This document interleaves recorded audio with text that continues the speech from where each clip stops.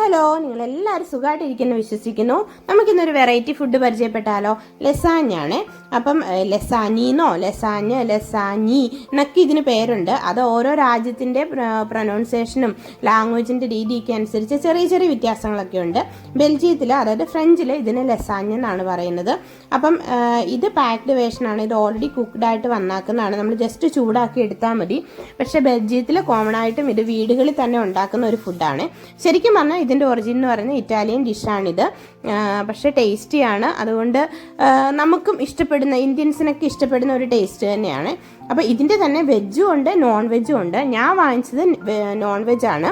അപ്പം ബീഫിൻ്റെ ബീഫിൻ്റെ ഇതാണ് നമ്മൾ വാങ്ങിച്ചേക്കുന്നത്. അപ്പോൾ ഇതിനകത്ത് മെയിനായിട്ടും ഉള്ളത് ചീസും പിന്നെ നമ്മൾ പാസ്തയുടെ ഒക്കെ ഡോയ്, പിന്നെ ബീഫ്, ഒരു സോസ്, ഇത്ര സംഭവങ്ങൾ ഇങ്ങനെ ലെയറായിട്ട് വെച്ചിട്ട് ഉള്ളതാണ്. അപ്പോൾ ഈ ചീസ് ഇങ്ങനെ മെൽറ്റായി കഴിയുമ്പോൾ ഒരു പ്രത്യേക ടേസ്റ്റാണ് ഇതിന് വരുന്നത്.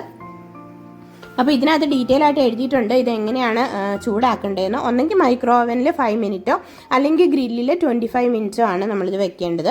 അപ്പം അത്ര ക്ഷമയില്ലാത്തതുകൊണ്ട് ഞാൻ 5 മിനിറ്റ് ഓവനിലാണ് വെക്കുന്നത്. 5 മിനിറ്റ് വെച്ചില്ല, 3.5 മിനിറ്റൊക്കെ ആയപ്പോഴത്തേക്കും തന്നെ ചീസൊക്കെ നന്നായിട്ട് മെൽറ്റായിട്ടുണ്ടായിരുന്നു.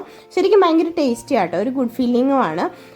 നമുക്ക് വീട്ടിൽ ട്രൈ ചെയ്യേണ്ടവർക്ക് ട്രൈ ചെയ്യാം. കാരണം ഇത് ഞാൻ കണ്ടായിരുന്നു, മലയാളത്തിലൊക്കെ വീഡിയോ കിടപ്പുണ്ട് ഇതിൻ്റെ റെസിപ്പിയൊക്കെ എങ്ങനെയാണ് ഉണ്ടാക്കേണ്ടതെന്നുള്ള കാര്യങ്ങൾ.